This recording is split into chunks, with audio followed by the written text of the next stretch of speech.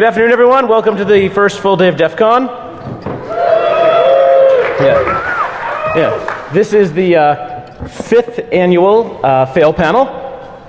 Momentarily, there will be waffles. If you have a waffle, we do request that you please flip off whoever that was right over there. Just under general principle. We are requesting donations. The funds will be split between the EFF and cancer research, and we'll go more into the cancer aspect later, sadly.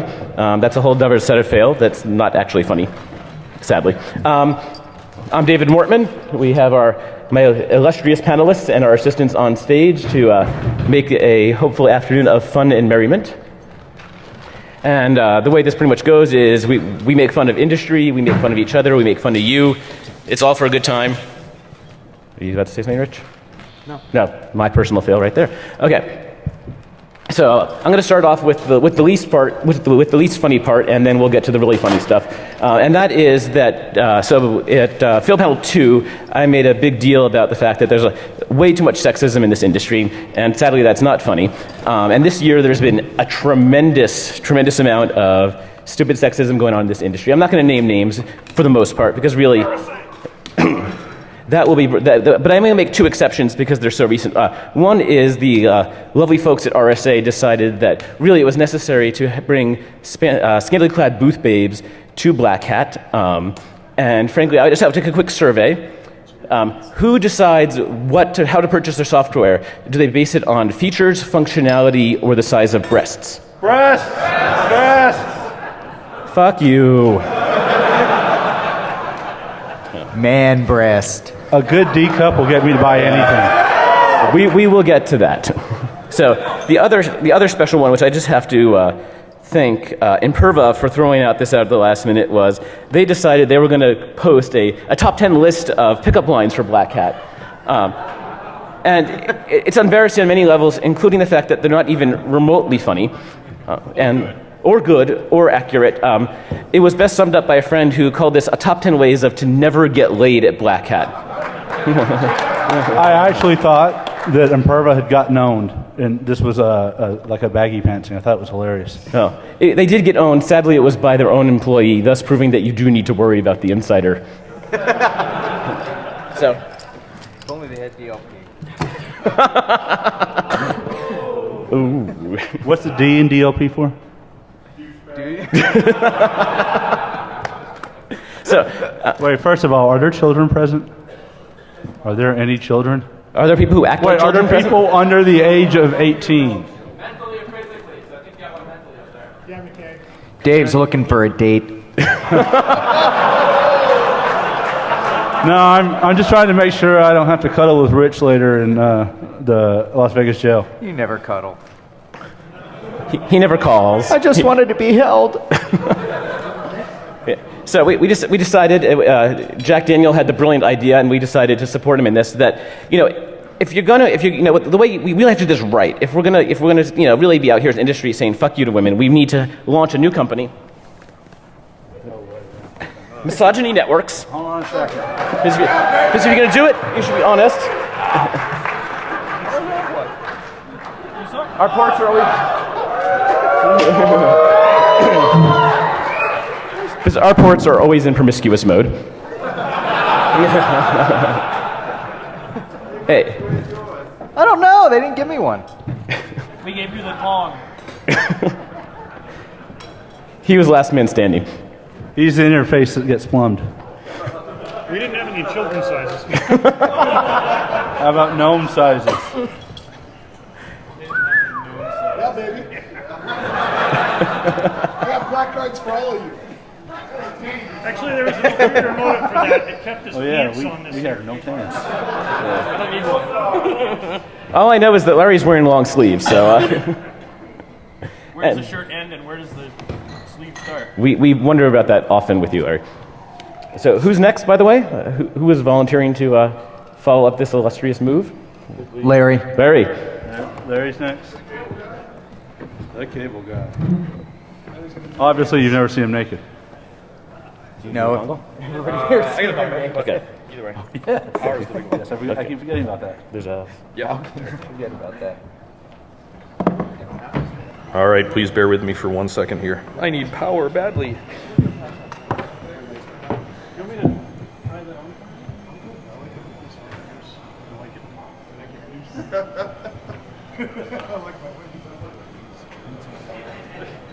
There may be some individuals there.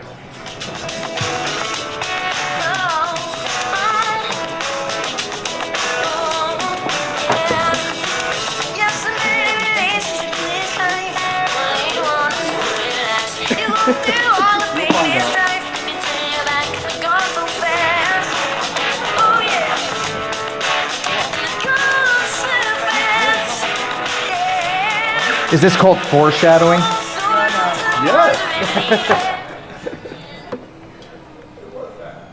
You're all right. That was Umbop by Hanson. What are you, a fucking mime? You wouldn't remember that, Gillis, because that was before you were born. Okay, now we're good. We're good.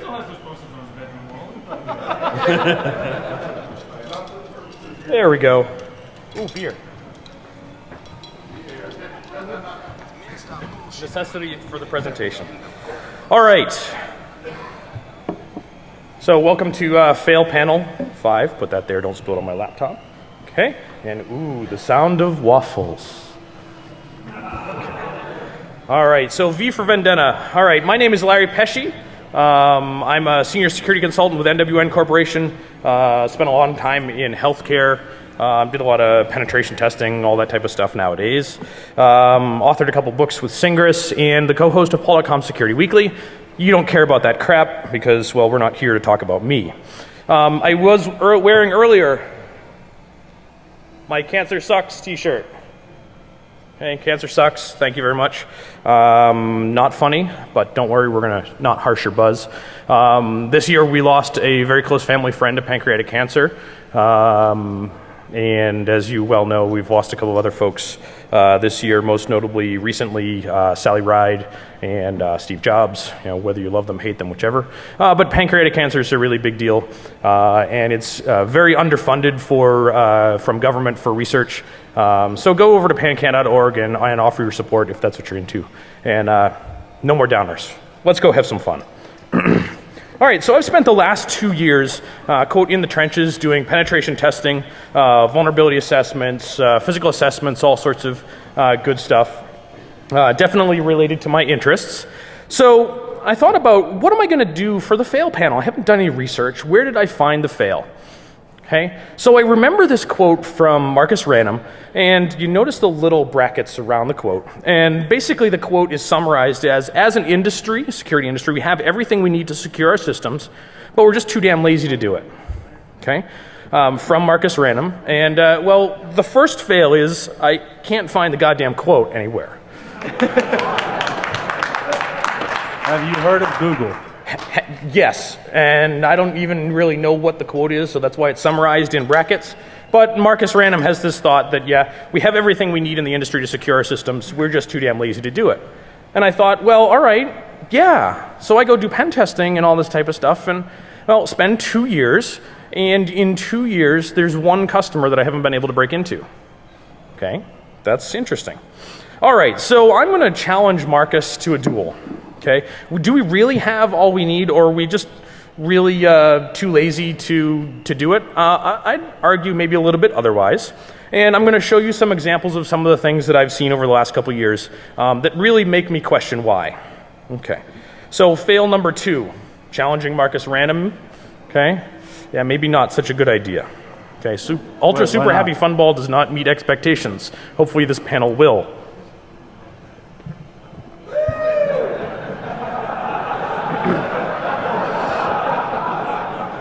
So first we need to get in, right? Okay. Fail. All right, so before we can start doing the test, we need to get into the facility. Don't drop the soap. Okay, so step 1. Let's say this is the door to your office. Your corporate office that you've used the shared entrance for the multi-tenant facility with no guard at the elevator, and you come off the elevator, and here's the front door to the office. For a bank, corporate headquarters. That's a bank. That's a bank corporate headquarters. Yeah, lots of glass on the front door. Lots of nice padlocks from Home Depot, Schlage, thank you very much. Lots of glass. There were no obvious cameras or alarms that I could see, so that one was really easy for us. By the way, these are all stuff from actual customers that I've been on in the last 2 years. Yeah, they don't know I'm telling you this stuff, but now if you can figure out who it is, it'll be a different story. Only it weren't being recorded. It's okay. I don't mention any names. Nice. So it's almost as bad as our security guard asleep here on the couch, and this one actually was not from the same bank, but it is also, ironically, from a bank. Okay. All right. So we all know about tailgating, right? You wait for someone by the door, they open it up, and then you follow them in, right? Great. So we sit in the parking lot and doing a physical assessment, sit in the parking lot, do the, observe folks' badges so they know what they look like, spend about an hour, looking at the door, observe patterns, you name it. And then we run into craft time because I don't have a badge. So I need to make one. So I sit in my truck with my Leatherman and a CCDC piece of paper that I flip over, and had stolen my daughter's box of 64 Crayola crayons earlier, and create a badge that looks really bad out of crayons and paper. Enter craft time. Yes, so fail number 4. This works really great for aerospace contractors, and I spent an hour in the facility with this badge after tailgating through the door. And the only reason I got caught after an hour is I had entered a restricted manufacturing area and I didn't have safety glasses on.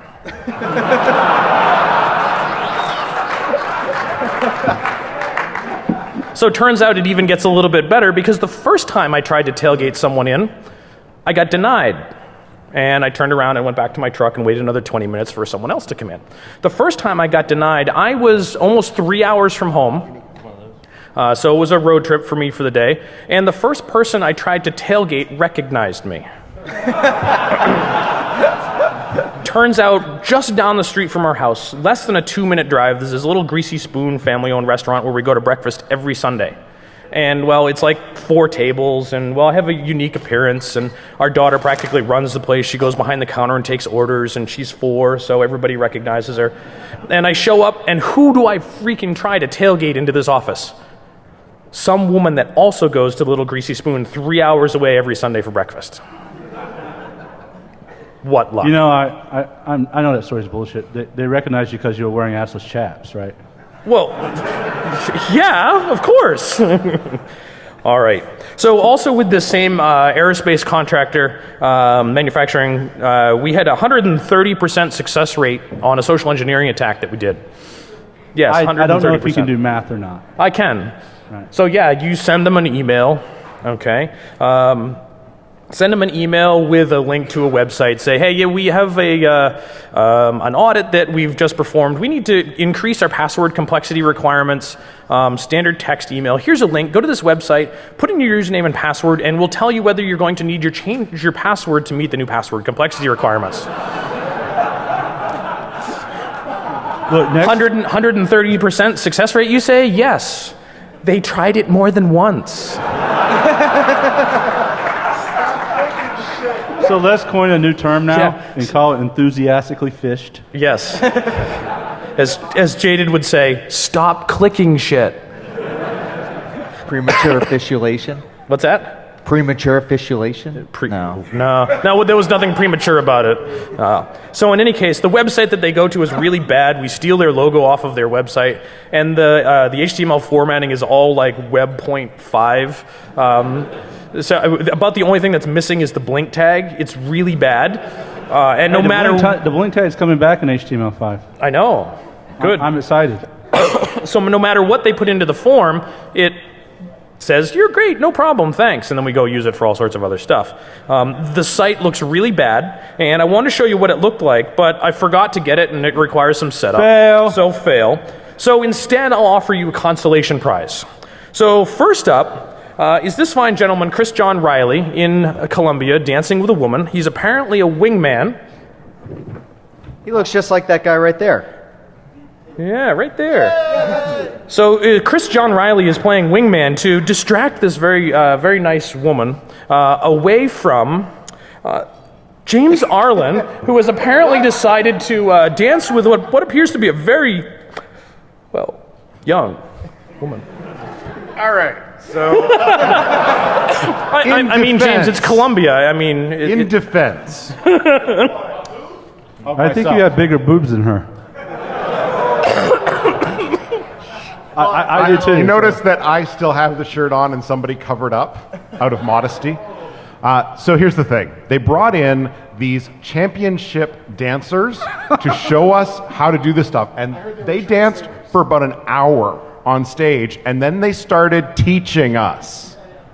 You see what happens when you get a bunch of information security people and try to teach them how to dance? Fail. It did not turn out well.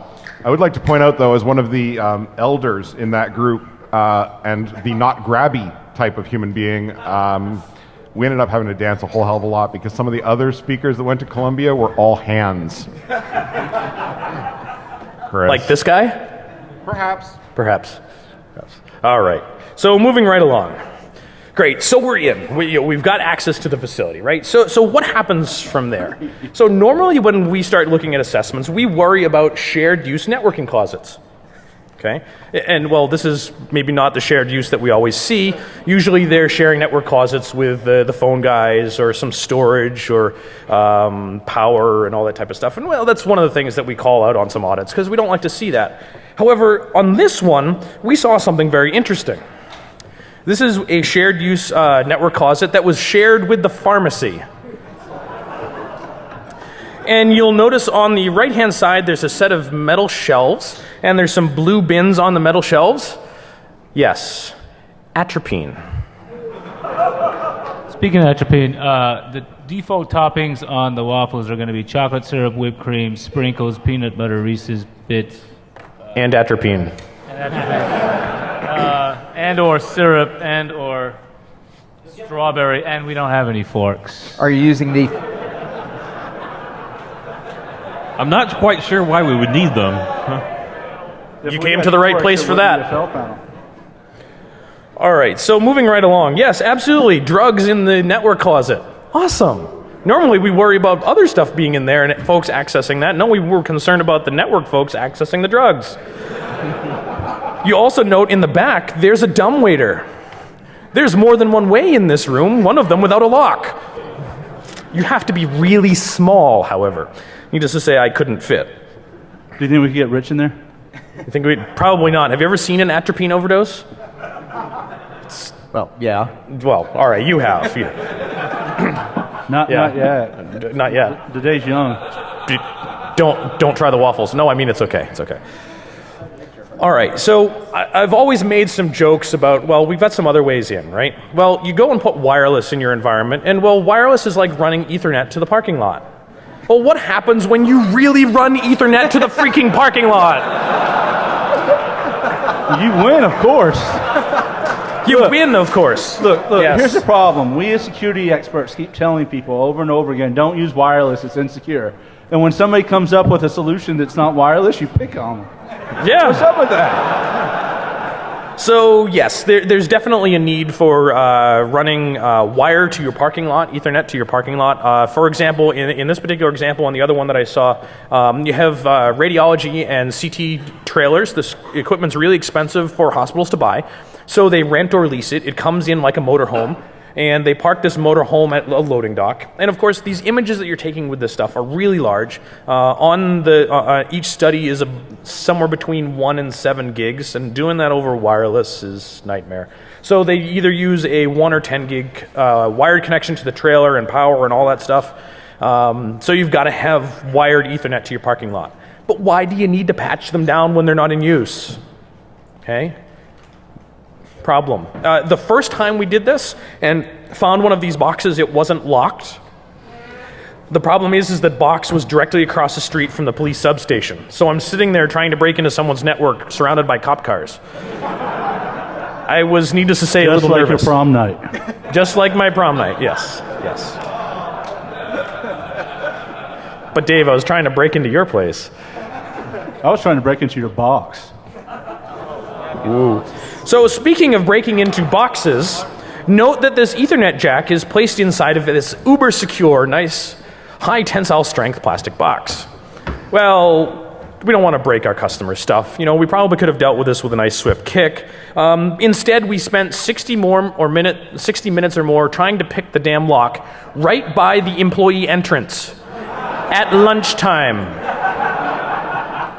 without badges, looking very similar to this. We got a couple of interruptions, mostly on the line of we used Jason Street's ultimate social engineering when you're someplace when you're not supposed to. Hey, how you doing? Doing good, thanks. And they keep walking. Not a single question. Did anyone offer to help? No one offered to help. They felt that we were struggling enough, apparently. We never did get the lock open. It was a little rusty on the inside. It had been exposed to the elements for quite some time. Look, do I really even need to say anything on that one? Fail. But it gets worse, or better, because we didn't even need to open the lock because you just take the plastic pin out of the hinge. So wait a minute. You spent 60 minutes picking a lock? Fail. Yeah, we spent 60 minutes trying to pick the lock, and then after about an hour realized you just pull the pin out. And it came right out. Leatherman, pull it right up. Done. And then you use the lock as the hinge. Yes, and the jacks were all punched down, and you notice that there's some black bars on there. Yes, all the telephone numbers for the phone jacks were all labeled nicely, and it even had the IDF and port number labeled on the outside of the box, so we knew right where it was going. Thank you very much. All right, so yeah, how about real wireless instead of the fake Ethernet kind? Yep, we did some work for a facility, showed up at the facility, sat in their lobby at midnight, and cracked their WEP network in 3 minutes. Yes, WEP. And so when confronted with it the next morning when I was at the client site to do rest of the on-site work, said, hey, by the way, you might want to fix this. Oh, how do we do that? Well, let's go log into your single Cisco access point and I'll help you. Oh, but we only use this for executives when they have a meeting in the meeting room next door. Uptime. 8 months, 28 days, and 6 hours. That's a really long meeting. So turns out we changed it over to WPA2 pre-shared key was the best that they could do with the equipment that they had and do it right then. And they have one access point in this facility. It was WEP, and we found it, and we broke into it. And now we're going to help them fix it the best way they can. And not 5 minutes goes by, and one of the executives comes over with their iPad and said, I can't get on the internet anymore with my iPad. They don't support iPads. Yep, so, okay, fail number 8, I guess, 7A. All right, so this one was lots of fun. Okay, fucking win on this one. All right, so SSH, doing some assessment for a customer, find that they have SSH available to the internet. We're able to determine that when you SSH to this box, you're actually SSHing through their firewall right to their core switch. Cool, right? Fucking win. Okay, so the problem is it's SSH password only, no certificates, all that good stuff. They actually used a halfway decent password. Okay, we tried some password brute forcing against it. It didn't work. So we finished looking at the port scan results and found that HTTP was open on the box, unauthenticated. And you navigate to the IP /level 15. And sure enough, you have level 15 web interface access to the box. Yes. Now you go and create a user, and now you've got SSH access. So we use that to set up a GRE tunnel from their internal core switch to a switch that we had in our office, and we turned the external pen test into an internal pen test in my jammies. I didn't even need to get out of my pajamas. Okay. I know. So thank you, Internet. Welcome Jack Daniel to public transportation. He'll be your guide. Okay. It's not really Jack, but yeah, I like to think it is. It's at least that's how I think of him in my dreams anyways. All right, so the biggest fail of all. Anonymous. Boy, that got really quiet all of a sudden. Oh, no, wait, I'm sorry. Anonymous FTP. Sorry, my bad. Yeah. So we were doing some work with a Fortune 1000 company, discovered that they had an FTP server accessible from the internet. Sure enough, anonymous FTP. And they've got directory listing turned on and all that good stuff. So we start poking through, and we get about 3 levels deep, and we find a backup directory, and then there's a bunch of stuff in the backup directory. And sure enough, they make a bunch of stuff. And in that, one of the backup directories for engineering included all of their intellectual property, all of their product formulary, and all of the procedures on how to put the stuff together. Winning. Yeah. So now wait, you're against backups now. Oh no, I like backups. It's for later. It's for Good Lord. It's for later. So says your mother. Okay. All right, so fail number 9. All right. So MS-08-067. When I see this, I don't even have to pop the box and I start my ponage dance, right?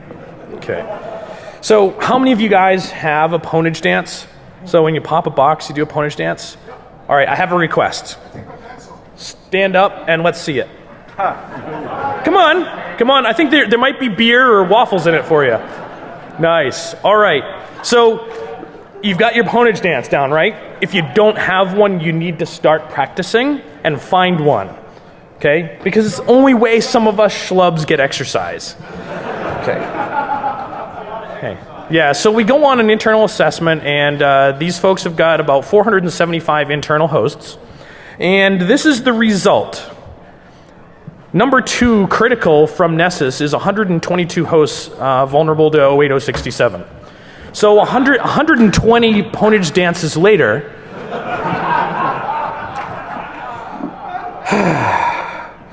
and if we start looking a little bit more at this, there's a whole bunch of other stuff. 470 out of 475 or so internal clients with MS-12-020, the RDP vulnerability for blue screen of death. Yeah, they had a really bad day in the office. Okay, so fail number 11. MS-03-039 was in that list.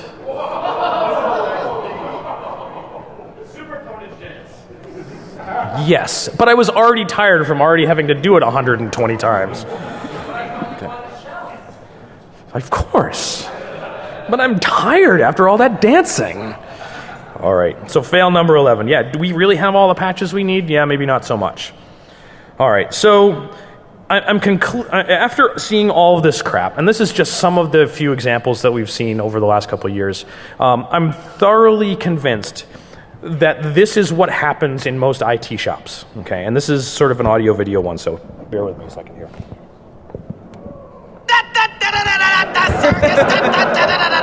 Afro circus, Afro circus, Afro polka dot, Afro. Circus, Afro circus, Afro circus, Afro polka dot, Afro. Circus, Afro circus, Afro circus, Afro polka dot, Afro. Circus, Afro circus, Afro circus, Afro polka dot, Afro. Circus, Afro circus, Afro circus, Afro polka dot, Afro. Do you think I've watched that a couple of times? By the way, this goes on for 10 minutes. Can you survive? Yeah, go to YouTube and search Afro Circus, and there's a 10-minute video of this. There's a loop for 12 hours. By the way, 4.5-year-olds are invincible to this. Main search is for Afro Circus, but for other reasons. Yes. Afro Circus. Afro Circus. Afro Circus. Polka dot, Afro. I know. Fail. In any case, I do hope I've finally been able to plant an earwig so that I really hope you enjoy singing that for the rest of DEF CON 20. Circus, Afro Circus, Afro Circus, polka dot, Afro. My daughter will be so happy. Okay. You still need to see your dance. I did it. Want to see my ponage dance? Yeah. That's it? More to go. Yes,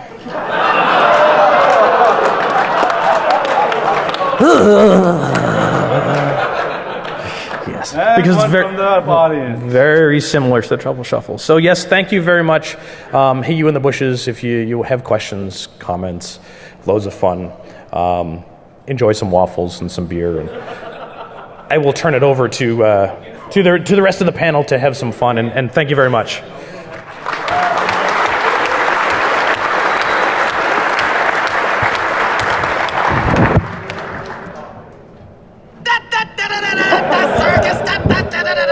Afro circus, Afro circus, Afro polka dot, Afro. Who's next? Circus,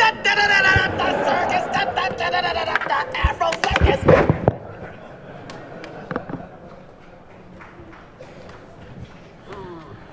That just keeps going through my mind. I can't even think now.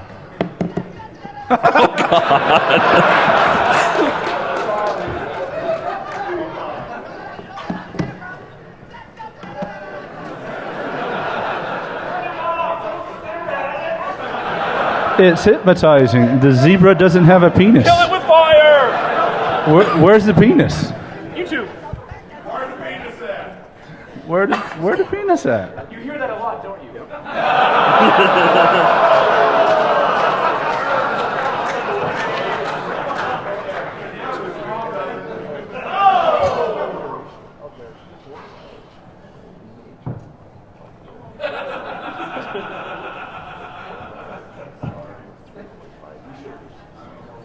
Yes, you are.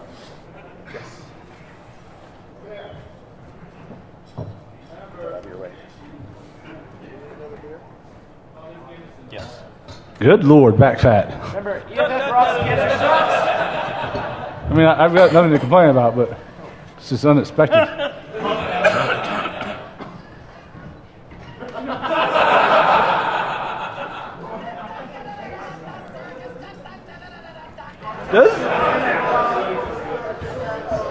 No, Max, so well. How do we get the screen to go? So here's my first fail. I actually run Windows most of the time on my MacBook, so I don't actually know how to make Mac OS show up. You trying to get signal out? Yeah.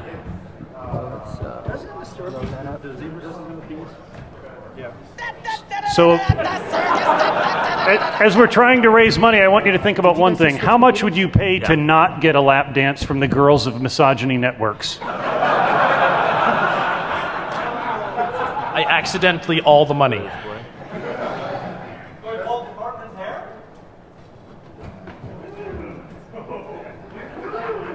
Apparently bald jokes are not popular here. It's interesting. I think there's only one qualified lap dancer on the stage at this point. Mortman, are you wearing lipstick? Absolutely. Okay. I was wondering why you look so good. He also has that silky smooth hair. Yes. You kind of just want to pet him.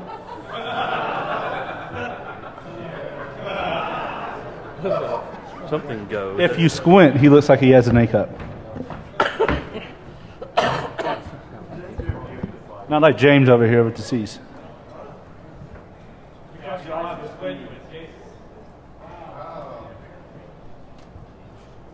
You know, I hate to say it, but I actually feel kind of pretty right now. Okay, so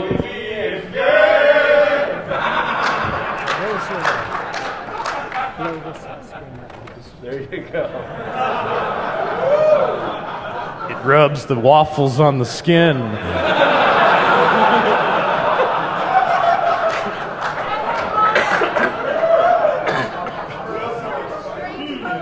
I'll do this.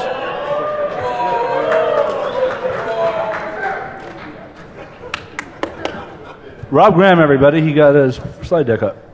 So, by the way, I keep seeing this hot chick out of the corner of my eye with long hair and a pink shirt, and then I keep looking over,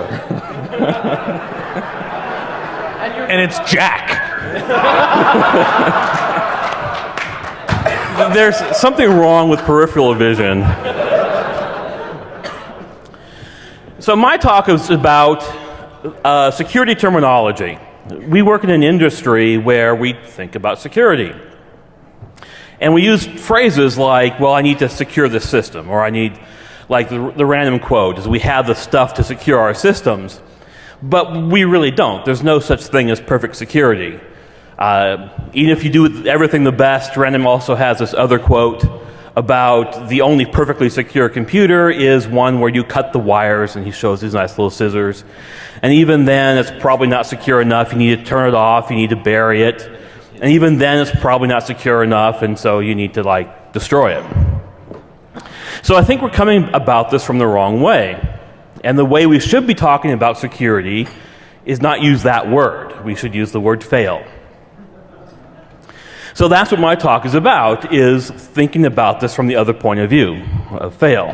Thank God you're on a panel about fail. Yeah, thank God. Just so happens by luck, that's what we're talking about today. So we have terms like advanced persistent threat. So, 5-second rule. So we should be talking about advanced persistent fail. Like, we look at the RSA hack or the Google Aurora hacks, and how did they happen? Well, phishing attacks, SQL injection, or fail. So here's how we look at security. We think that, this is a picture from soccer, and there's players out there who are standing in front, hoping that their balls don't get hit, so they put their hands in front of the balls. And it's a good strategy and so forth and stuff, but this is how security really works. And the thing is both the attackers and the defenders are subjected to the same sort of chaos. Neither side really knows what's quite happening. When you do a pen test, you don't come in with a certain plan of saying, I'm going to do X, Y, and Z. You sort of say, what's happening? Oh, I find Ethernet out to the parking lot. It's a chaotic sort of a response to a chaotic situation. So instead of talking about things like worst practices, we need to think from the point of view of the fail industry. And that is avoid worst practices. Or we all know this word EPEAN. It comes from gaming and so on. But from the fail perspective, we need to have the FPEAN, the fail penis. Wait, what? Dave doesn't have a problem with that. Yeah, Dave's got a good example of that. Mine does nothing of the sort. And the fail penis is, we're not measuring how big your security EPEAN is. We're not measuring how well you do encryption. And this is kind of the funny thing is that you talk to a corporation that's got a recent security breach, and because of SQL injection or phishing or bad passwords or something, and they always have, their spokesmen come on, and they always have the same description of, well, yeah, we might have had SQL injection, but we have military-grade encryption. As if somehow this makes up for their fail. And they could spend $1 billion on security, but if you have SQL injection, you have fail. And that's what happened to the Sony breaches and the anonymous breaches. These were kids out there having fun, attacking large corporations that, in theory, spent a lot on security, who just happened to have a very small E-penis. Wait, what are you saying? Or F-penis. You know E-peen, right? No, apparently I don't. What? Fail. Is that electronic penis? Electronic penis. So it comes from the gaming world, where you have gamers who are trying to show how impressive they are and how big they are. Or from the hacker world here at DEF CON, is you go to any conversation and there's someone saying, hey, I've got the best tool, I've got the best electronic skills. Doesn't sound a lit term. I'm doing the Michael Jackson thing, I do the moonwalk, but yeah, no, you don't want to see that. I can't believe you don't know what an E-penis is. Why would I know what E-penis is? No. There's a certain, the law against you can't yell fire in a movie theater? I can't whip it out. There'd be like a drove of people stampeding each other Apparently for the you exit. also can't yell shooter in a movie theater. Too soon. So the F-peen, the fail penis, is you measure it the inverse, and that's what this equation is supposed to show right here, is you measure the inverse of the of the e-penis. The e-penis is large. Your fail penis is very, very small.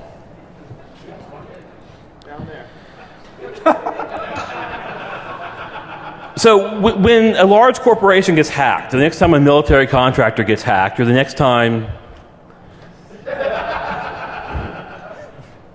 It's a donation. Okay. Take it off. Donations. Okay. Somebody out there wants to see Bob Graham topless. So the next time a military contractor gets hacked, like a Lockheed Martin or whatever, we need to talk not about their security, but the size of their e-penis.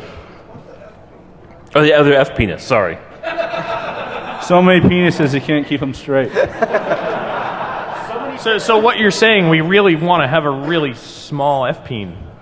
No. You don't want your small F-penis, your fail. You want your... The size of your... You want to have big... You want it's the inverse size. Remember, you paid $200 to sit in this room and listen to this right now. Where do you begin measuring the F-peen from? Is it from the balls or the taint? By balls, I mean the spherical fell. From the anus, of course. Or from the anus. All right. Hey, Dave, you get to chug the first glass of maple syrup, by the way.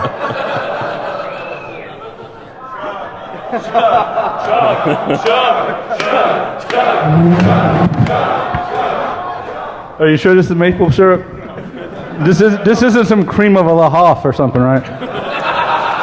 There's not like when it is dark and lovely, Dave. All right. Well, I just don't want to chug it and have a picture of you jizzing in this cup on the screen now. It was sugar and salty at the same time. Is there no protection for the people in the front row?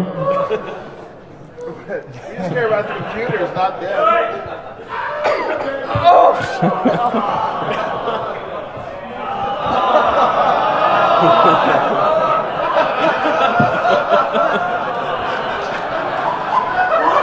Smooth. I can't swallow. I need some help up here. You've had a lot of practice. Come on. Dave, I hate it when it runs off your lip like that. I'm just trying to keep my F-peen big.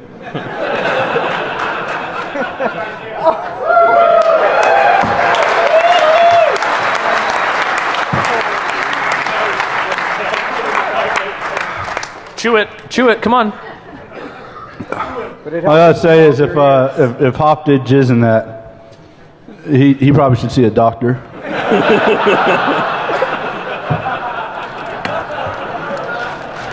I cannot tell what he's been eating by his flavor. Dave, you're not diabetic by any chance, are you? I think I am now. You need some rum to cut that. No. It's the last thing I need. Isn't that the ass rum? David. So I figured out that I'm a bully, and one of the things I bully these days is the United Nations. Back in 2007, they had a big fail. Huge SQL vulnerabilities, SQL injection vulnerabilities on the website. And this is the homepage. You see in the lower right where hackers have defaced their web page. And so this was a spokesman saying, hey, we're definitely getting right on this.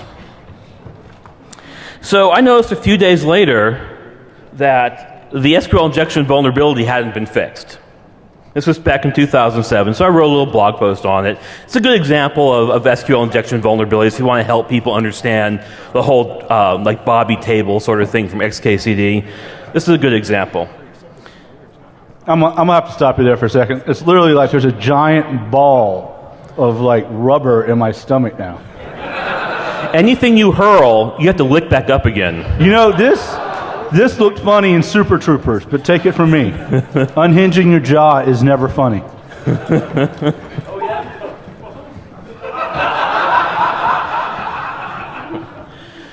So in 2009, 2 years later, I happened to be on the UN website. And so, of course, as usual, when I'm typing in the URL, my finger slipped and I hit the quote key right before the return key. Purely by accident. I don't mean to do it. It's just a common typing problem I have. So I notice it has the same failure it had 2 years ago. So here are the screen diffs from...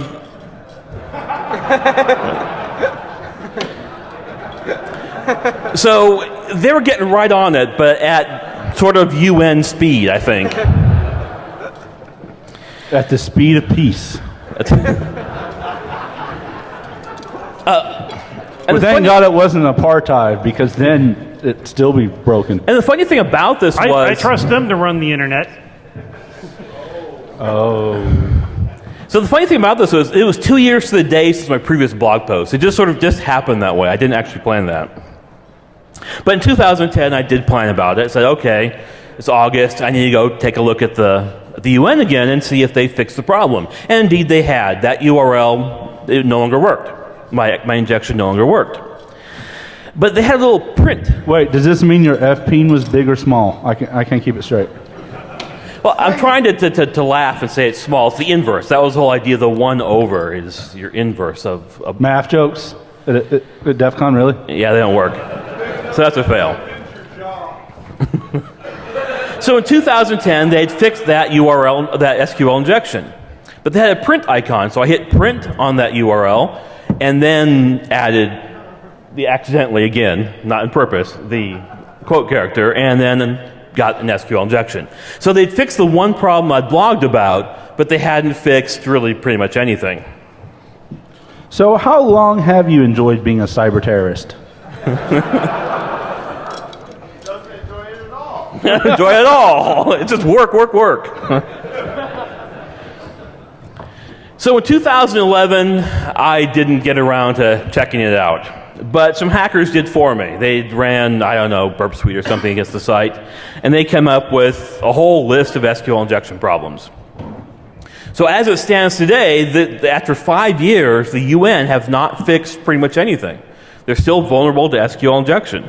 If you want to go have fun and deface a popular website or a well-known website, it's a great little target for you. Not that I'm recommending it, but sometimes our fingers do slip when typing in URLs. By the way, a quick announcement. So we are taking donations for our 2 charities, for cancer and for the EFF here. There's a couple of cases of beer down there. There's no relation between the two. But I would just like to express that we are taking donations here for our 2 wonderful charities, and that there's some beer over there. And, well, anyway, that's just kind but of under all I no wanted to say. circumstances would we ever sell you any beer. I want to make that clear. This brings up a funny thing. Because selling beer in a casino is illegal. But we're taking donations here.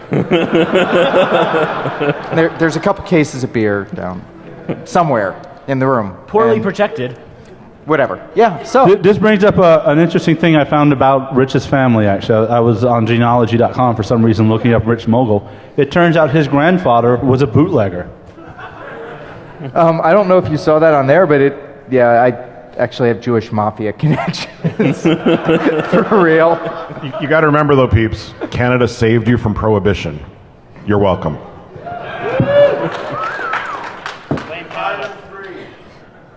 Blame Canada. So the funny All thing that about the hockey UN hullabaloo. story is the persistence of this fail. After 5 years, they still fail.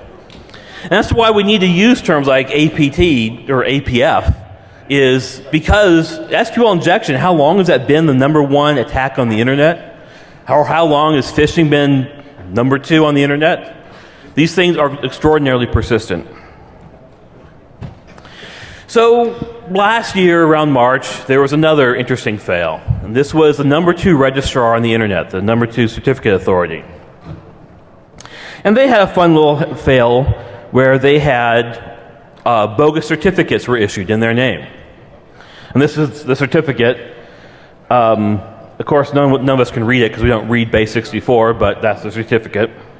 Maybe you don't. You know, if you were to get up here and you want to just read it off for us and translate. It says...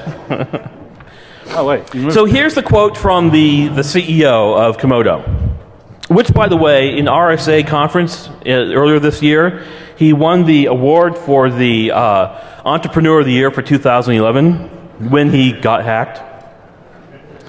And this was his quote. He said, "This was extremely sophisticated and critically executed. It was very well orchestrated and very clinical attack. All the above leads us to one conclusion, and one obvious conclusion that only an idiot would disagree with, and that is this was a state-driven attack. And some security experts got on board and agreed with them that this was not a random hacker. So I exchanged emails with the hacker back and forth. I tracked down, there's a comment on our blog, and he used a handle, and then I tracked it down to a Twitter handle that had just been created and found out all of his old contact information. So what you're saying is one of the guys in your midget porn chat room hacked Komodo. Is that what this boils down to? David, remember, you're the one who turned me on to it, so... So the guy said and the only person in there is Rich Mogul. I got 2 kids to put through college, man. Don't fuck with me. Or you. Yeah. So the guy said he's just a student. He's a computer engineering. He has no relationship to the government or the various oppressive apparatuses in Iran, like the Basij. He's just like any other student, just, hacking. So I asked him, well, how did he do it? Like, what advanced state-funded techniques did he use? And he said, well, it's just SQL injection, privilege escalation, getting a little shell prompt, getting a remote desktop with RDP, investigating things, running strings on binaries, and that's reverse engineering and finding the passwords and then getting the certificate generated. So how did we all know that this was from Iran? Well, the Komodo has logs, and it shows a bunch of Iranian IP addresses, and these actually turned out to be true. I talked to the hacker, and he said, yeah, he'd made a mistake in trying to anonymize his connection. Normally, most of his traffic did come through anonymous proxies, but he occasionally made a mistake, and some of his IP addresses came from Iran. So Moxie Marlinspike last year at Black Hat gave a really cool talk where one of the many things he addressed was the Komodo hack, and how he tracked down his log files on his servers, the reference, the refer field from this guy, and found out this guy had been browsing his website. And what the guy had browsed coming to Moxie Marlinspike's website from was the Hack5 website, which is for people introductory to hacking. They actually got a lot of good content, and but came from a video on how to use SSL strip. And then he would look for the incoming search terms from Google that said SSL protocol man in the middle, how to. So this is what these experts are calling not a random hacker, must be state funded. Is a guy who comes from Hack5 wanting to know how to use SSL strip. Well, Rob, if you hacked Komodo, you didn't do it by yourself. You didn't wake up one day and just hack Komodo. There was probably a teacher or a president or something that helped you do it along the way. Yeah, they built the roads for me. Fucking Republicans. So one. Wait, you're fucking Republicans now? Now you will do anything to put those kids through college.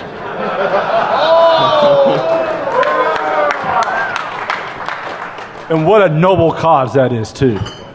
So not all experts were on board saying this must be a state-sponsored attack. So in this case, there's a quote from a guy who said, every breach is sophisticated just like everyone is special, which I thought was a really good quote.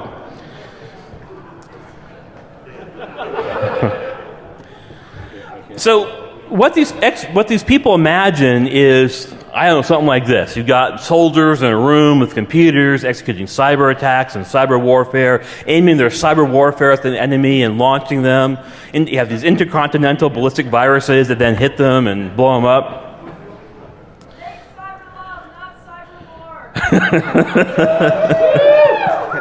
Not a problem. I'm pretty sure that's what most of the internet's about. When I met my wife on IRC back in the 90s, there was cyber, and it's nothing at all like what General Alexander wants us to do. That's what you think. It does seem kind of weird that the NSA has gone to a whole like cyber sets kind of thing. So this is what the cyber warfare really happens. This is from Kevin Smith from Die Hard 4. It's some Live guy free or in his die hard. basement. Live free or die hard. Speaking of fail, Die Hard 4 fits that quite well. Dude, that was the greatest movie ever. They rerouted all the gas in the Northeast to blow up one pumping station. Are you saying that can't happen? Come on. We have experts that can confirm that. It didn't So happen that what way. Dave and I do a lot is, I guess you would call them APT pen tests. And it's not because of the advanced persistent threat. Well, we are pretty good. But it's about the fail. Their fail is so great that it makes the pen test so good. And the thing we like most is Active Directory. The Active Directory, if you describe it to someone like your mother who doesn't speak computerese, or your father, or your grandfather, depending on how old you are and how old they are, is Active Directory is putting all your eggs in one basket and then just dropping the basket arbitrarily. And so we have this site. It's a Fortune 500 company, and they have, I don't know, tens of thousands of employees, computers up the yin-yang, everything going through Active Directory with multiple domains, all trusting up to one root domain that's got one ring to unify them all. And so every year they hire a different company to do a pen test on the idea that, which is actually a pretty good idea, that they get some diversity from the point of view of pen tests. And the last two pen tests, the last 2 years, had gone well in that the pen testers didn't really find much. And so we came in, and there's really no better way of describing this other than we raped them. And so, did you yell surprise first?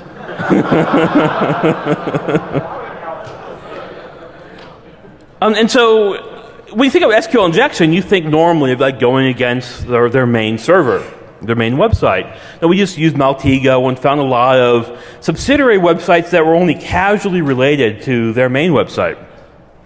And I think the one we found, I kind of haze in the details, is one for the retirees union. And so it was in their Active Directory domain, but yet it was sort of outside their normal IT control because no one in IT really cared about what happened with the retirees. So, of course, you have then the typical story, SQL injection, yada, yada, yada. We now own Active Directory and then own everything in the corporation. And owning Active Directory means you own everything. It means you own all the payroll systems. You can create new employees. You own all the banking systems. You own the systems that the lawyers use. And by the way, this is the thing that they got them most twigged out, is that if we touch any computer that the lawyers use, that means we now have changed evidence. That now means we can get subpoenaed in any lawsuits they have with other companies. So they sort of panicked and behaved poorly. And so we were doing this on-site out through the internet and back in again, but they came by with security and escorted Dave from the building. Well, that's not like a rare thing, though. I mean, that happens a lot. Well, we often don't complete our pen test because we get too many results. And then the next day, though, they escorted him back on, because he was there on site in the hotel room, because this was out of the hometown, escorted him back on site and made him read a book, being that they realized that having him with all that control off site, out of not watching him, was worse than having him on site. I ate a lot of chili for lunch every day. It's pretty bad to be on site, too. So then much of the pen test was then spent with Dave just sitting on site reading the book. Not even a Kindle, because that's a computer. It's reading a book. No. 50 Shades of Grey.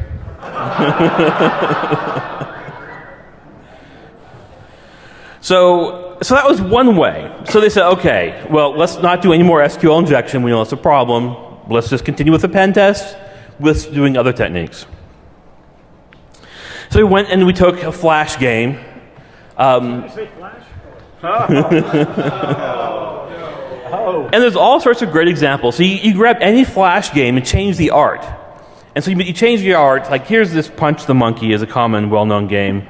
You change the art so it's the logo of your competitor. Their competitor. And then you change the logo on a flash drive being your own logo. So one might be Lockheed Martin, if that's your enemy, and the other one is Boeing, for example. And then you leave this around in the parking lot, and then people pick them up, and they've got the corporate logo on them, so they think, hey, that's a good thing, it's trustworthy, I'll stick them in the USB drive. So I get most of my dates. They then see this game, they load it up, and they run it, and they have fun punching the logo of the opposing company. And then they email them around. And we did stats. We had, when they ran the program, of course, we Trojan this little flash game, and we had stats figuring out where it came from.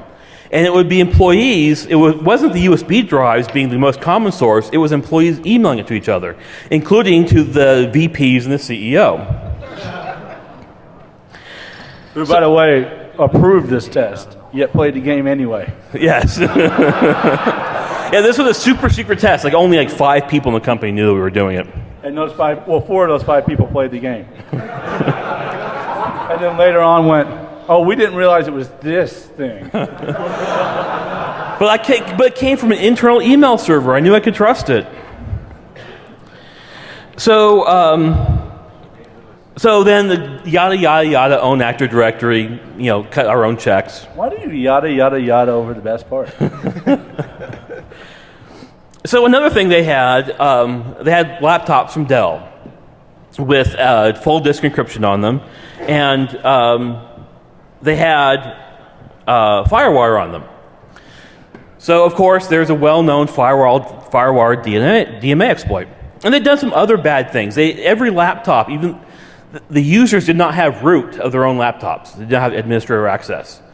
But they had the administrator password on every one of those devices that also worked on the active domain controllers. So we FireWired DMA, blah, blah, blah, and very, very short yada yada, you have Active Directory again. It wasn't too short, if you know what I mean. That's a Seinfeld reference for all you young people who don't get it. So here's the fun exploit. So again, you have the configure exploit, which us pen testers really, really like because there's a lot of it open. Their past pen test had not worked. Even though they had the configure exploit vulnerable to a lot of machines, the last pen testers couldn't exploit it. That's because the well-known exploits didn't work. So what Dave did is he grabbed a virtual machine, installed the same image they had running on machines. He ran the exploit, ran WimDGB, found out why the exploit didn't work. It was just a small offset problem, so he added 12 to the offset, and then the exploit worked. And then, of course, yada, yada, yada on the Active Directory domain. And I point this out because there's so much out there that the difference between active APT and just your normal kids just requires someone willing to go through one extra little step. It requires, in this case, the skills of actually, I guess, some reverse engineering skills, which Dave is very famous for, as well as just knowing how exploits work. And so that was yada, yada, yada on the Active Directory.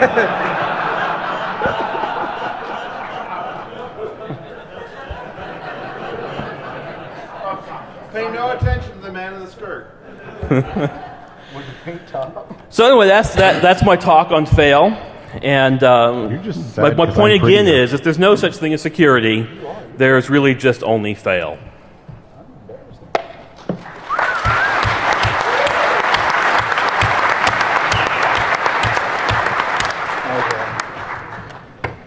Oh, you're gonna go?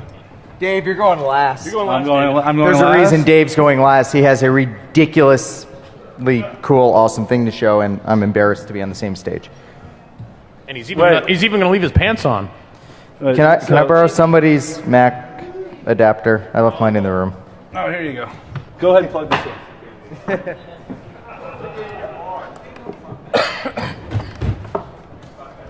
All right, so while we're waiting for Rich to plug up, why don't we all ask Rich to get naked again this year? Because he's been naked for, 3 years in a row now? It's not naked. All right, who wants to see Rich drop his pants? Say, rock the house. There we go. I've been working out, and for the safety of the audience, I will have to keep my pants on because we're worried about a stampede. This is spectacular. Well, don't be a coward all day, boy. Take the shot.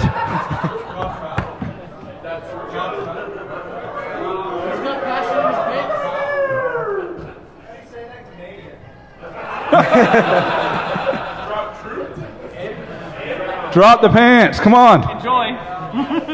Pants dropping. Marky Mark. If we can get $100 in the next 30 seconds in this bin. Wait. No. You got to put it next to it so I can count. 20, 40, 60, 80. Ah, shit.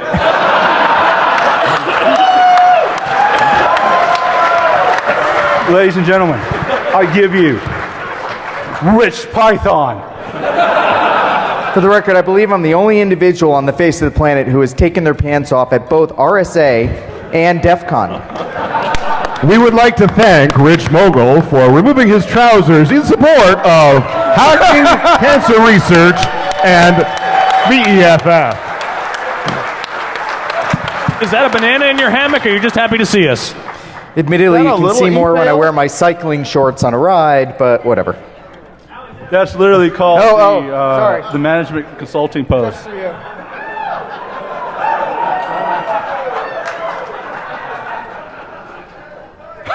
I remember one time on a stage. Things are so packed in there, he couldn't get it in.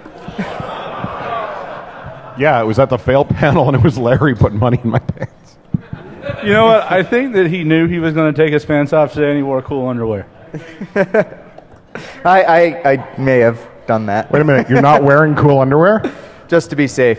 They're breezy. I like You to wear breathe. the same underwear every day? What the shit?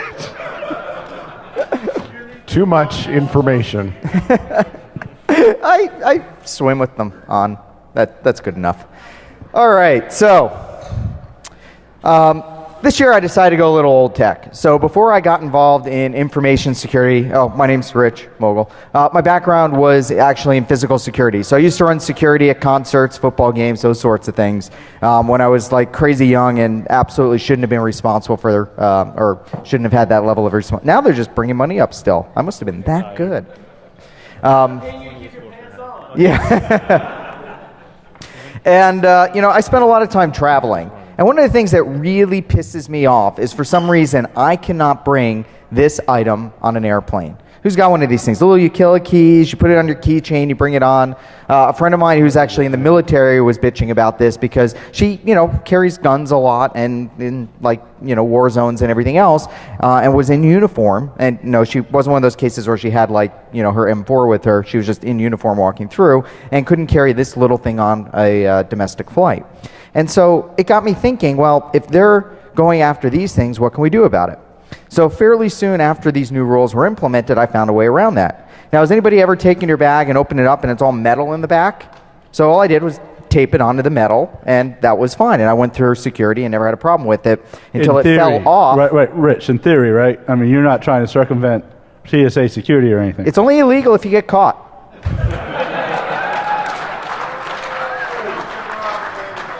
So you're saying that you would sell beer Statute of limitations is what, 7 years? This was like 10 years ago.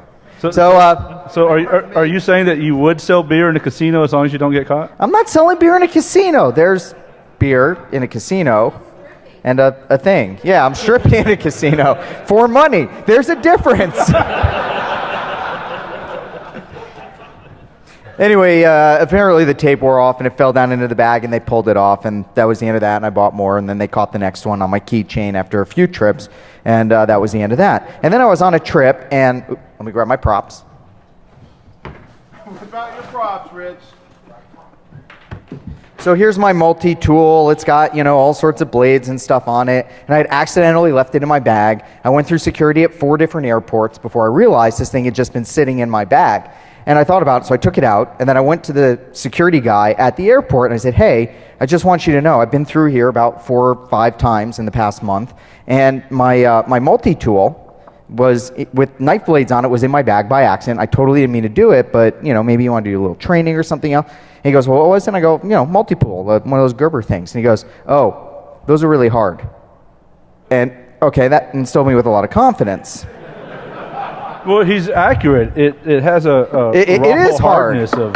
Did Quite he solid. say? Did he say it's really hard, or did he say it's really hard? He's like, yeah, it's like it shows up as a brick of metal, and I'm like, well, fuck. For Christ's sake. So I thought, well, what else could we do? And that's where I came up with the idea for DEF CON this year, because I didn't have a lot of time to do any coding or anything along those lines. And so I took a different point of view. And I thought, maybe if I get a little creative, I could sneak some other things into a bag. Is this going to end with you taking a young girl to like Guatemala for sale? I told you, it's not RSA. So I went ahead and I cut a little metal and did a little work, and here's the reason why. How many of you have bags, you know, kind of like this? This is a normal travel bag. It's in Eagle Creek. And when I look inside, well, it's kind of cool. So there's a picture of the bag. And one of the things in the bag is it's got this space for the supports. And conveniently, there's Velcro on there, so you can get those out if you want to turn it into a completely soft bag instead of a semi-rigid bag. It's one of the things that converts into a backpack. So just so we all know, how long does it take you to go from semi-rigid to soft? It depends on if you're in the room. It's hard. So here's the actual real strut. It's a little bit curved. It's made out of aluminum.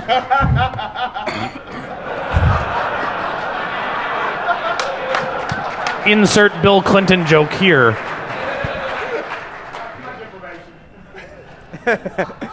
And I thought, well, you know, hey, I did my little thing with the utility key, so what would happen if I taped this onto the back? Could I get this through security? And then I went ahead and I did those modifications I was talking about. Oops, and it's totally slipped in. Oh. Quick, get it before it's more than the tip. And I made some modifications to it, and put a bit of an edge on it, put a little edge on the tip. My wife was annoyed. She said, no, you got to make it look like a real sword. So I went ahead and I made a hilt. Do you hear that a lot there, Rich? Yeah. And so I made a nice hilt out of a non-radiation noticeable radio opaque material.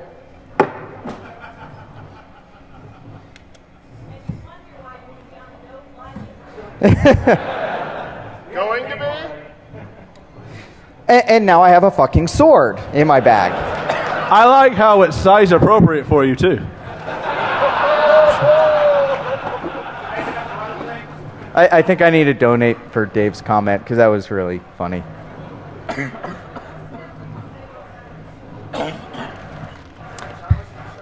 What? How much did I sharpen it? Only the tip. Yeah, not enough. Now, next part of the story is it turns out, I went out on Twitter and I said, hey, does anybody have an x-ray machine I can borrow? That's and I got a couple responses. That's a normal question on Twitter. Yeah, reasonable.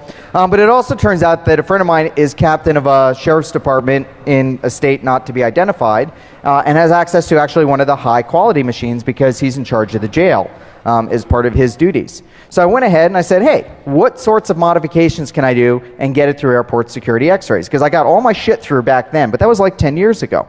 So this was kind of interesting. It turns out they have really fucking good x-ray machines. So let's take a look at what they've got here. You can clearly see this metal bar with the knife taped to it. You can see the back of the knife. You can clearly see all the other metal bars, and you can even see the individual blades on the multi-tool. And he decided to use this as a training exercise. He went ahead and ran it at a bunch of different wavelengths. And I've never seen these kinds of images before, so this is really interesting to me. Because how often do you get to run a bunch of weapons through the screening at an airport and get to go home and present just once, Georgia or not? Only once, just once. Rich, I have and a you question. don't get to take pictures of the screen. You can see the other thing. Anybody notice the other little thing hiding in there? There's no screwdrivers. So well, those are whatever knife blades. There's also one of these nylon knives you can see on there. So supposedly I thought, hey, that'll get through, no problem at all. And it's clear as fucking day. As they dig in, they did a little zoom action. You can literally, by the way, this is steel, not aluminum, like the aluminum bar that comes with it. So you can even tell the difference. The aluminum bar barely shows up on the x-ray, and the steel bar itself, you can still see through it, and see the knife blades underneath it. Yeah. So I thought I was going to get all this shit through. And he said, well, our one junior guy barely saw the hilt of the sword. But pretty much everything else, yeah. And as we go here, take a look at the multi-tool on the side. I don't have a laser pointer or anything, but you can see that it actually breaks down. You can see the, the little plier blades and everything else inside of that. You can see the nylon knife I put in there. You can kind of see the outline of the sword hilt in there. Pretty much everything shows up. And at the different wavelengths, you can actually go through and see a little more clearly or less clearly. So when you see him hit that button and it changes the color, I thought it was changing the colors. And what they're actually doing with the X-ray machines is they're changing the wavelengths so that they can actually go through and they can see a little bit more of what's inside there. And then he went ahead and Rich? Yeah. Rich, can I interrupt you for a second? Of what you're going to. How did you get to Vegas? I flew. So how are you planning on getting home? Can I borrow your car? Yes. Yeah, checked baggage. Actually, I made one of my partners fly with Hey, this. Rich, did you learn about other techniques that prisoners use to smuggle? You can use those instead. Yeah. We're going to get there. I'm only partway through this presentation. Is there a live demo? There will be a live demo. It's getting a little thin up there. Can I help you with it? It's getting a little thin somewhere else if you want to help out. Literally, Rich Muggle just solicited Jack for oral sex. In case anybody missed that, that's exactly what just happened. I'm married, man. Come on. Joke. No, won't be married for long. Anyway, you can see all the images pop through, the different colors. When they do this weird black and white thing, you can see it all. So I thought that was pretty fascinating, that they can actually pretty much detect anything you can put up. Even the nylon thing really stands out.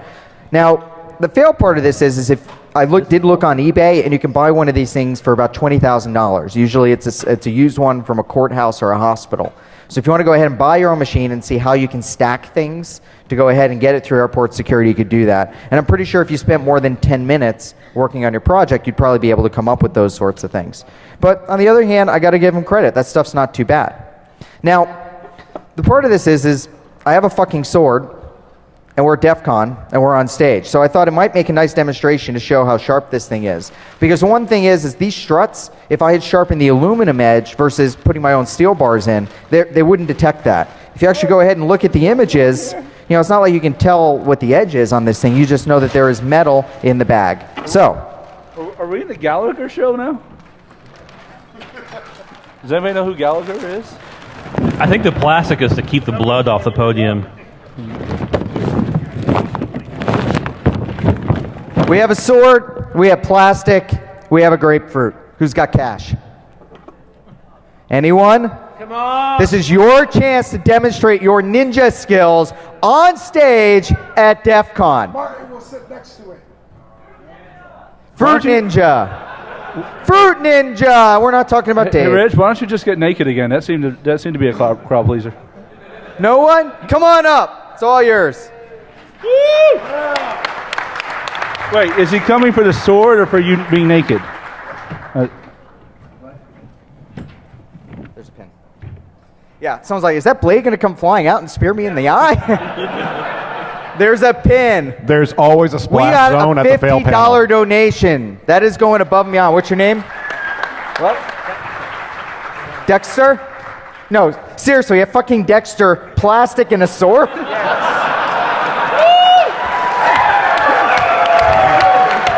You can't plan that shit. Only. This may be the most perfect moment in DEF CON history. Dexter, I present to you the sword. Gnome sword. This means you're the king of all the gnome people now.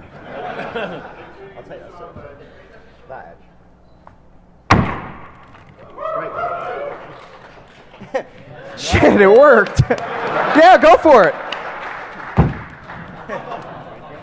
Side to side, side to side. There you go. I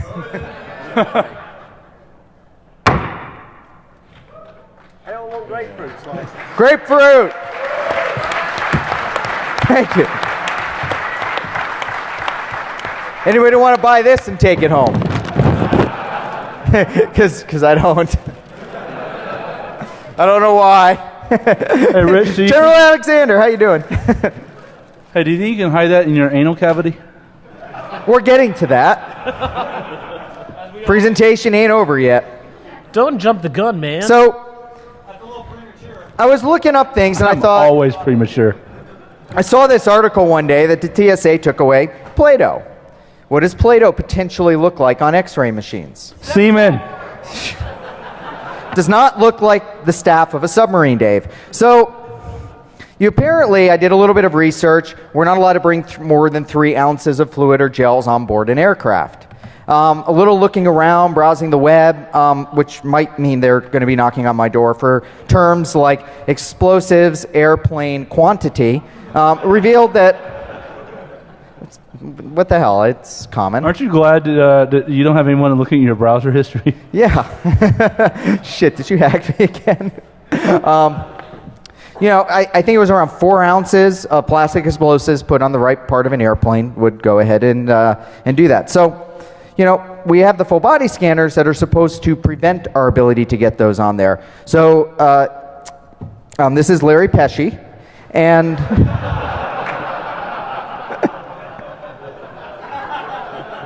Not enough piercings. Not enough piercings. Yeah, so we've got a picture of Larry there. Where'd my And go? I thought we would put this to the test. So we did a couple of things. Let me get the saran wrap.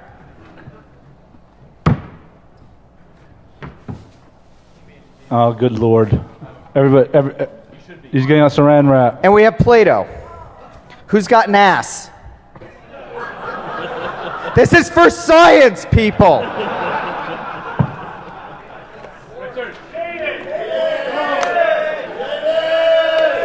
No. Jaded, come on up. No, he is an ass. Wait. Okay, the guy wearing the knit mankini doesn't want to have saran wrap wrapped around his ass and the Play-Doh shoved in. This is an external experiment. Yeah. If you want to see the internal, go to Hacker Pimps later tonight.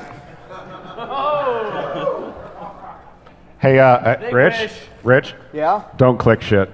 Okay. So wait, you just sit around all day at home thinking this shit up? What do you think an analyst does? I get bored. Oh. Okay, off with the bra. We're going to put it under your boobs. Yeah, baby.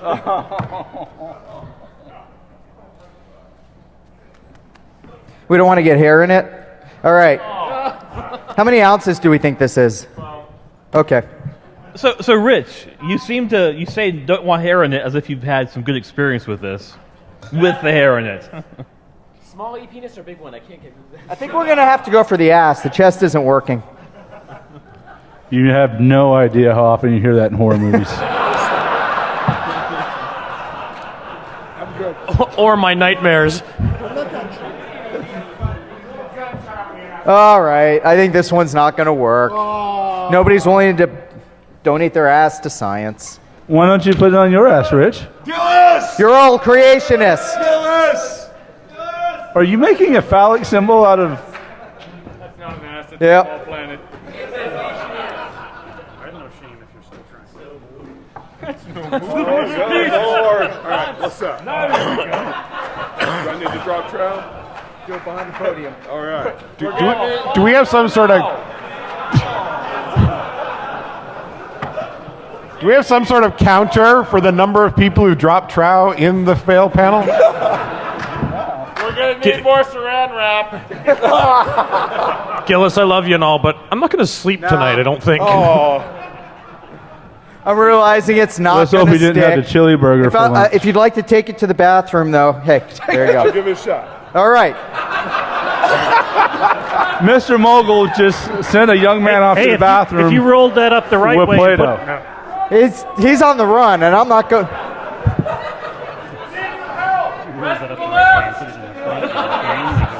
He's a little too excited for that, and I'm wondering if he's going to come back.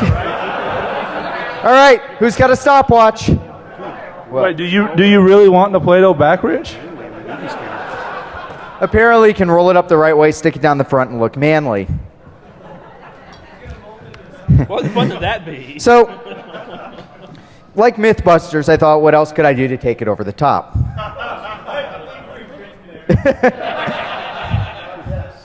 And I thought, what are the odds I could get a rocket launcher on an airplane? Maybe not that. Are you, Rich, in fact, a member of the NRA? No, I gave up. They got all nutty on me. I used to be. And I'm a liberal. So, what I realized is that if you look at a model rocket, it is made of no metallic materials. So you have a cardboard tube. You have now plastic or balsa wood fins, which can be removed and just stacked together so they don't actually look like rocket fins. They just slide right off, depending on which models that you buy. And so it just looks like kind of a weird shaped thing. What? Incoming.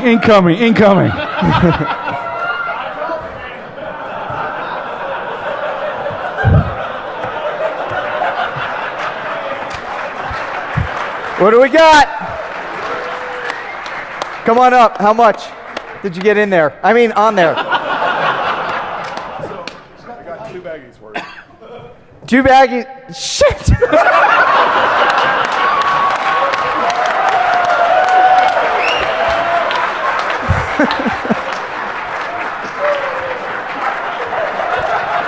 Time to make the waffles. Rob, do you have any more gloves? Martin, give me 2 of those. It's too late for gloves, Rich. You're infected. I still have to pee later, and I might not have a chance to wash my hands first. How's your e-peen doing there, Rich? So let me just recap this panel so far.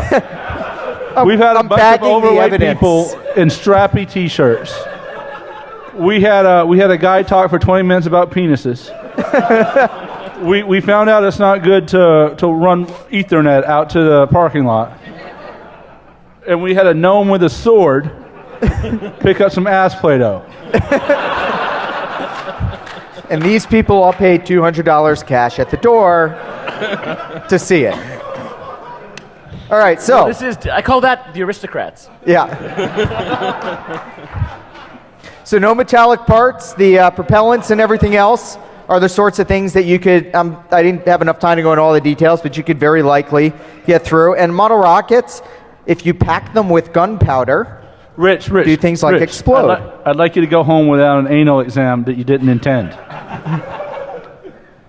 So we took that. We actually got a whole launch system with no metal parts in it.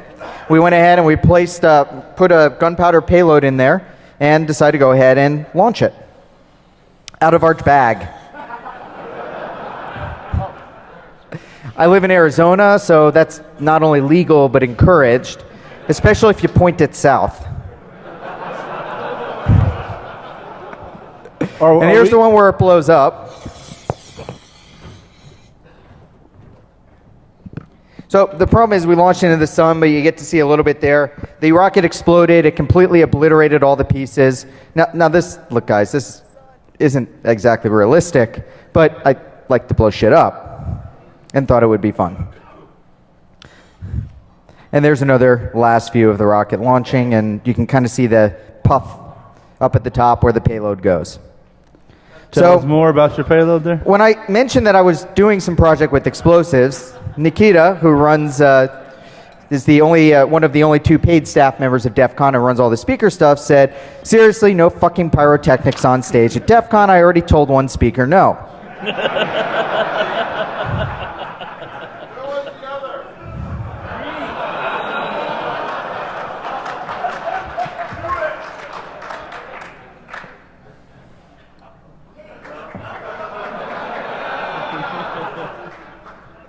I will give you $1. Double. 2. If you put that up your ass and hit the button.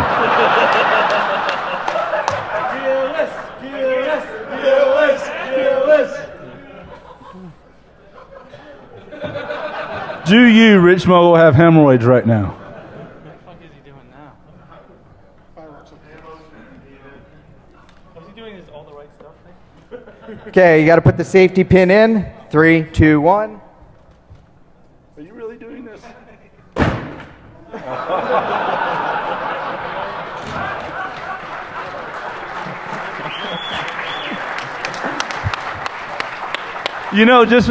This panel was so bad for a minute there. I really thought you were going to set off a rocket. Were you worried or hopeful? I was a little excited, a little trembly. Yeah, so that's it for the slides, folks. Thank you.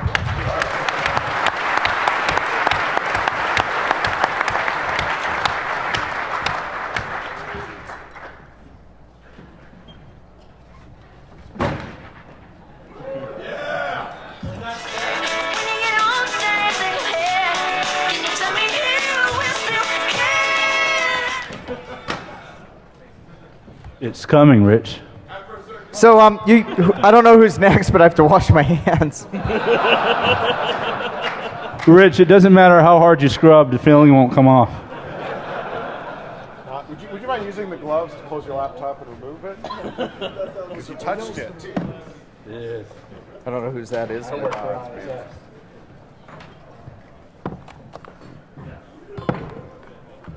Dave? The way this is going, I'm just leaving gloves up here on the podium.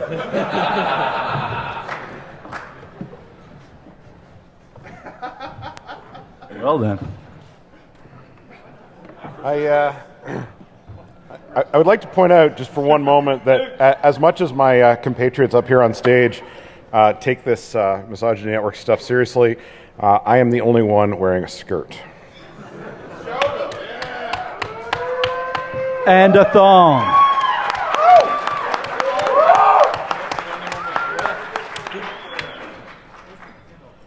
The more money you put in this bowl and or the waistband of my kilt. Oh, crap. The better you will be doing for the world and for our environment. I promise to keep some of my clothes on.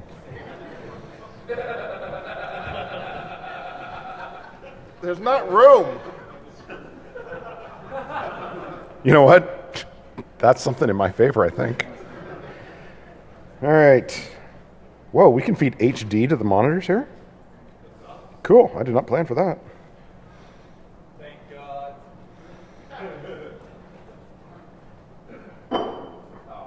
That's not right. Why are you booing me? What have I done to harm you? Yeah, that's wrong. Anybody know how to fix that? 1024 by 768. Yeah, it's that I have to find the monitor panel thinger.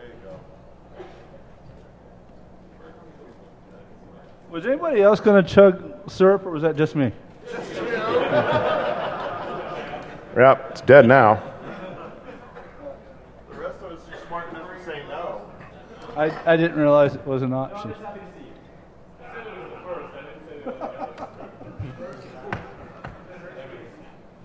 You know, every now and then. I did, actually. So I'm going to reboot my computer. In the meantime, Take it off.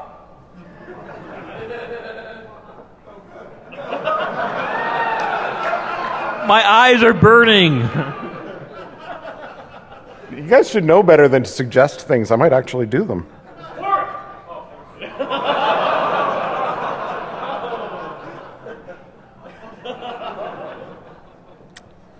I'm just going to prepare for my talk silently. So you guys know that we're collecting donations here for a couple of good charities. Can anybody name the charities? Fuck cancer. Yeah, you know, none of you can get the stuff in the same order, so that what you hear is that there's 4 charities. I was going to talk about this for a bit during the time when I'm actually supposed to be talking, so I'll talk about it now instead. So that cancer thing really sucks, huh? Has anybody not had someone contract cancer in their lives? Why the frack did that just reboot? Oh, sorry. Has anybody been untouched by cancer in their lives? Yeah. We have one hand? Yep. Gentleman in the hat right there. Wait, where? Yeah, you are a lucky man, sir. The rest of us, not so much. We're out of time. We have to get Dave on as well. So. Yeah. Okay. Does your computer work, Dave? Yeah, I got a thumb drive. Should we go to Dave and come back to you? Yeah. Dave, you're up. Oh, hang on. We're going to switch to Dave for a second. This is what happens when I get close to you. Yeah. Where's the fucking thing? Yep. Run you first.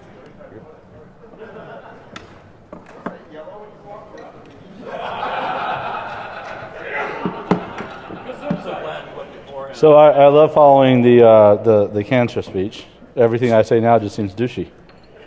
And I'm going to blame it on that because it wouldn't have sounded douchey before. So I have attention deficit disorder. It's really? Yes, it's a horrible thing. I sometimes will start a sentence and forget what. So Dave, how many guys with adults with adult ADD does it take to change the light bulb? Hey, let's go ride bikes. Okay.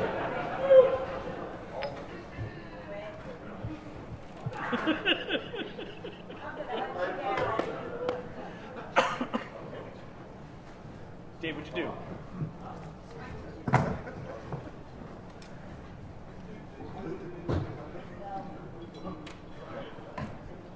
If he takes longer than me, then you know it's definitely not my fault.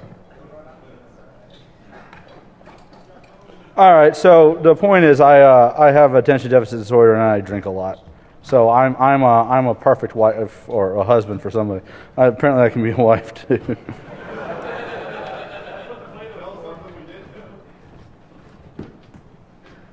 All right, whatever. I don't have one of those great slides that tells you who I am. I'm gonna work on that for next year. So I'm easily amused. So I was at one of my favorite bars one day, and I saw this. Everybody's seen this. It's like a Windows error display on something where you don't think it runs Windows. It turns out this was a jukebox, and I walked by and went, "Well, hey, that's pretty cool. My jukebox runs Windows. That's pretty neat. What else does it do, right? Oh my God, I can play songs on the jukebox from my phone. Nice. Yes, you can. It's called BarLink. That sure was neat. Back to my beer. Requisite woman with an assault weapon and me in a bar. Wait a minute. Wait, hold on. And this is actually in real time how it happened. Wait a minute. That sure does seem like a lot of work they did to make it able to play music from a phone in this one bar. I wonder how many other bars or locations. How does song submission work? HTTP. Be gone, evil temptress with beer and guns. There's hacking to do. I'd like to say I actually said that. So I jailbroke an iPhone. I cracked the app. If you've seen any of my other talks, this is easy. If you haven't, just imagine in your head I'm doing something magical and wizardry like right now. Like leaving it in a cab? Yes. I disassembled the app and I started sniffing it. And oh my God, sure enough, this application that will cue music on a jukebox goes over the network. It goes to a very specific place over HTTPS. And it uses a method called login in the application initially. But what it really wants you to do is tie your location, and it will find jukeboxes around you and say, hey, you can play at this jukebox because you're within 150 meters of it. Right? So I then looked for a couple of more strings that actually help the application use the iOS interface to find out how far you were away from everything. I found out very quickly that I could make it so that I was within 100 meters of every jukebox in their network.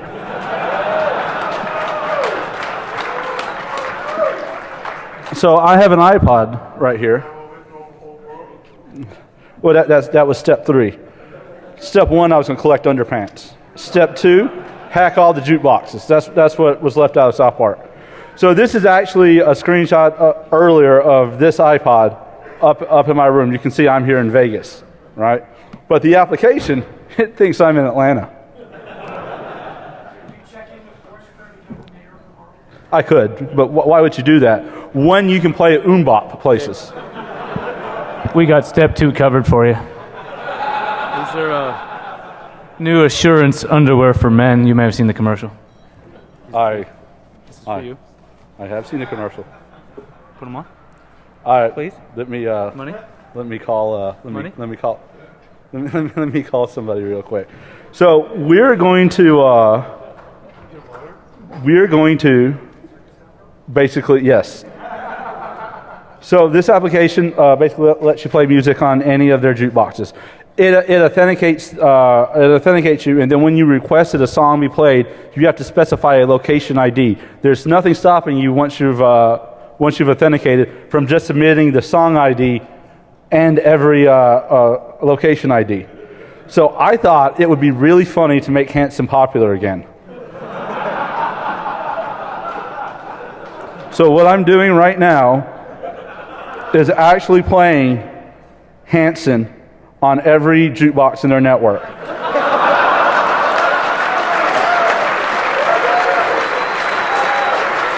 I'm going to need you to quiet down for a second because we're going to call a bar and ask them why they're playing Hanson.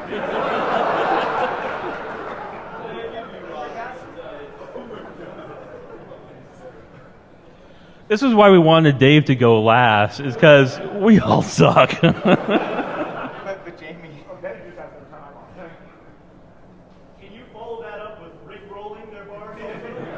I can, but that just doesn't seem very original anymore.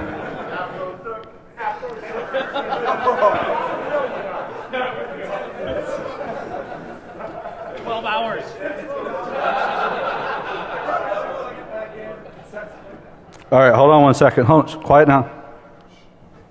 Put it on speaker.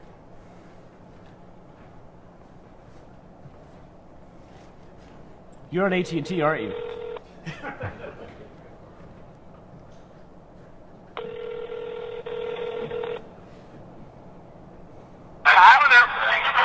Why are you guys playing Hanson? Why are you playing Hanson? Thank you.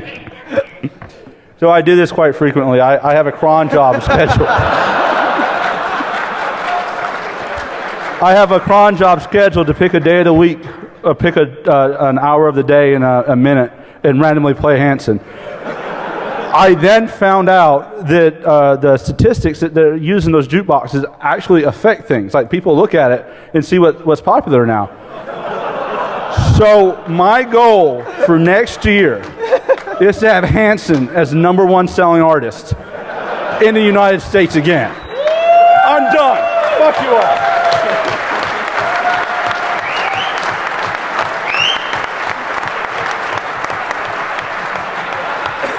Oh, one more thing. If you look at this app really closely, it allows you to upload your own songs.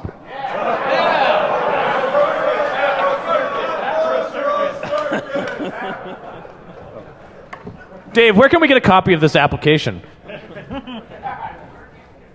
The Mac App You Store. can get it at the App Store, actually. AMI's bar link. The unhacked one is.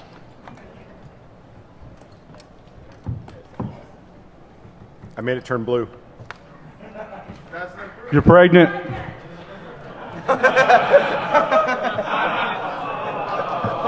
How appropriate for misogyny networks. I sure hope you're not asking for any maternity time off. Last waffle order, so get your waffle order in. There's room for more money in the bucket. Absolutely, more money in the bucket. You're off. There's still room. Thank you, Dan. I'm going. That's what she said. Yeah. Is Marcia from the EFF or anyone else from the EFF in the room, please? Bueller?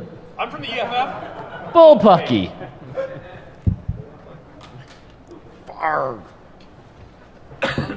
Keep talking. I'd like to point out I'm sober. So I'd like to encourage everybody, Jamie, when he finishes getting his slides on, if it's before 7 p.m. or 8 p.m. this evening, that's Hacker Pyramid. Where's my freaking mouse? A number of people on the stage, a number of people in the audience will be on hacker pyramid tonight. We'll also be raising more money. And at some point, there's a special fail waffle iron that somebody made for us. It's really, really cool. And I did it's it! not here. You are truly a hacker, sir. You, sir, win one internet. Exactly. So I have to go really fast because apparently I only have like 4 minutes to do this. So keep. That's the best you can do? This is a Come on, really? brief travelogue of fail. So last we met, I was wearing a shirt. After DEF CON last year, I went home and we moved within 2 weeks of finishing DEF CON. I would strongly recommend that you do not do that. I also discovered that I hated my job. This was my standing desk in my cubicle. They couldn't order the right size standing desk. Apparently I'm the tallest person in the corporation. But Solaris 7 manuals. I finally found a use for Solaris 7 in my daily life. Also, somewhere Scott McKinley is very happy. McNeely is very happy. Yes. You're taking up my time, sir. Winter. Faster. I was starting to get sad, and cancer was starting to affect more and more people in my life. There are entirely too many people who are dealing with it, and I hate to say this, but it's criminal the number of people who are dealing with it quietly without anyone knowing. So I will tell you this right now. You know someone who is dealing with cancer by themselves. This is not cool. Go to hackcancer.com and learn. What you do when you get sad is you go on vacation. So I went to Disney World with my family. Thought I was having a heart attack. Rich and I are brothers in heart attacks at this point. I got a cool new job in the Bay Area. That's great, except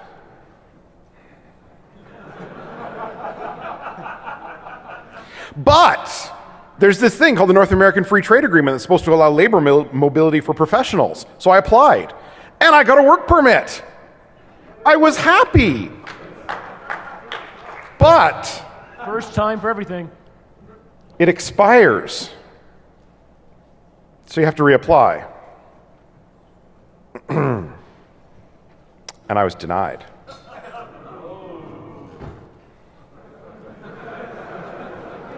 Come down to Phoenix. We'll take care of you. What the hell does that mean, Rich? Arizona is all about the immigrant law stuff. So there's this thing called a management consultant, and it says that you need to either have a bachelor degree or have 5 years of experience in a specialty related to the consulting engagement. I have more than 5 years experience at this shit. In fact, I have a lot when you look at it, the full-blown version. I even am accredited.